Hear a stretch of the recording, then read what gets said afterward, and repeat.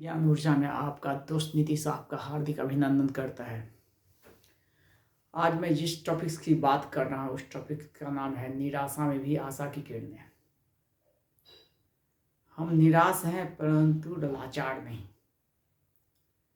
हालांकि इस टॉपिक्स को सुनने में थोड़ा सा अनमना लगता होगा, जो क्या टॉपिक्स है और इस टॉपिक्स की क्या महत्व है।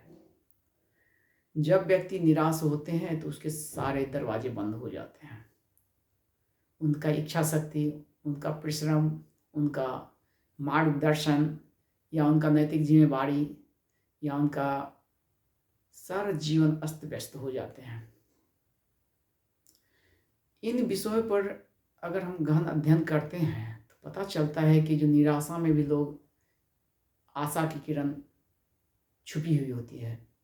सिर्फ उसको ढूंढने की एक तौर तरीकाएं या आपकी इच्छा शक्ति प्रबल होनी चाहिए। जब व्यक्ति निराश हो तो उस वक्त में सिर्फ उनकी इच्छा शक्ति जागृत होना चाहिए।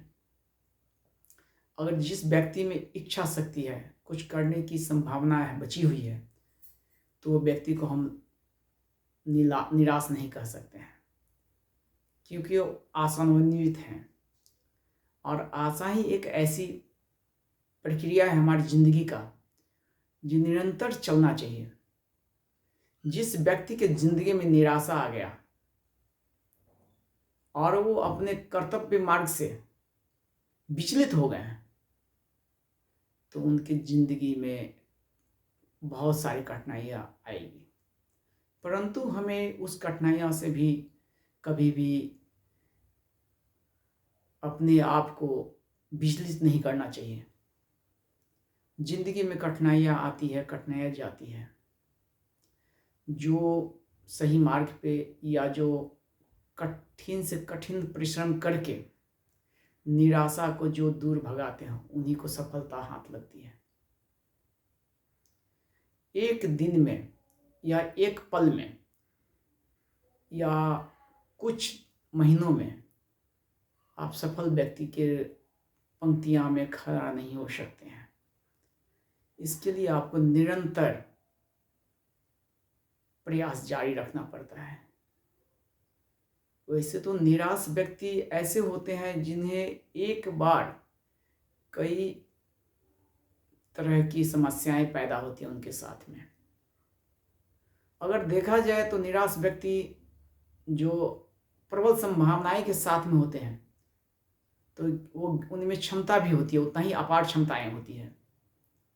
वह पुनः अपने कार्य में पूर्ण विश्वास के साथ में, दृढ़ इच्छा शक्ति के साथ में या ऊर्जावान होकर के या कठिन से कठिन परिश्रम करके अपने आप को फिर से वही आशान्वित जिंदगी की ओर मुड़ जाते हैं। और जो व्यक्ति आशान्वित होते हैं उन्हें निराशा कभी नहीं आएगी उनकी जिंदगी में। बहुत सारे एग्जाम्पल हैं, इनके एग्जाम्पल बहुत सारे भरे पड़े हुए हैं हमारे इतिहास के पन्नों में। एक छोटा सा पंक्तियां हैं, जीन ढूंढा तिन पाइयां गहरी पानी पैठ, मैं बहुरी ढूंढन गई रहे किनारे पैठ। इसका शाब्दिक और बहुत छोटा सा अर्थ है, जो ढूंढने वाले व्यक्ति हैं, जो परिश्रमी व्यक्ति हैं, वो हमेशा पॉजिटिव के ब्रेन होते हैं उनके पास में। और वो हमेशा कहीं ना कहीं अपना अगर ध्यान आवंटित करते हैं तो उनके पास में सिर्फ और सिर्फ संभावनाएं ही अपार दिखती हैं।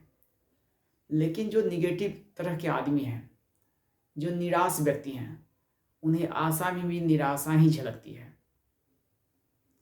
इसलिए अगर जिंदगी का मूल मंत्र अगर देखा जाए तो अगर हम आप निराश व्यक्ति से प्रेरणा नहीं लेकर के जो आशान्वित व्यक्ति हैं, जो आस्थावान व्यक्ति हैं, जिनके पास में कुछ करने की क्षमता है और हर इंसान में कुछ न कुछ अद्वितीय शक्ति प्रकृति ने दे रखी है, और अगर हम उस शक्ति का उपयोग करते हैं, जिसे हम इच्छा शक्ति कहते हैं या प्रबल इच्छा शक्ति, इसके आधार पे हम अपने आप को सफलता का परचम लहराते हैं। इन बिंदु पर आने का मेन मकसद यह है, जो निराशा हर व्यक्ति के जिंदगी में आता है। निराशा वही चीज है जैसे अंधेरा। अंधेरा क्या है? अंधेरा एक माध्यम मात्र है। अंधेरा से हम अगर कुछ सीख लें तो हमें अगले पहर या अगले पंक्ति में हमें रोशनी ही मिलेगी, उजाला ही मिलेगा।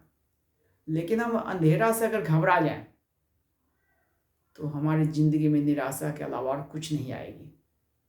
और ये भी कटु सत्य है, जो व्यक्ति कर्मवीर हैं उन्हें कभी निराशा नहीं हाथ आती है। निराशा उनसे कोसों कोस दूर जाती है।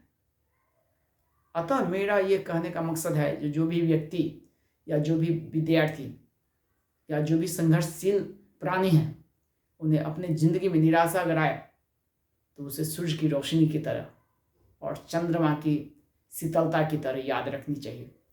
जो रात हुई है तो दिन भी अवश्य आएगी, और जब दिन आती है तो लोग उतना ही आशावान होते हैं और आशान्वित होते हैं। इन्हीं शब्दों के साथ मैं एक छोटा सा पंक्तियां में बोलना चाहता हूँ या कहना चाहता हूँ। हमेशा आशान्वित रहिए, आशावान रहिए। अगर आप आशान्वित हैं तो आपकी ज़िंदगी में जागृति पैदा होगी, और अगर आपकी ज़िंदगी में जागृति आएगी तो सफलता आपके कदम चूमेगी। इन्हीं शब्दों के साथ में मैं अपनी वाणी को विराम देता हूँ। जय हिंद, जय भारत।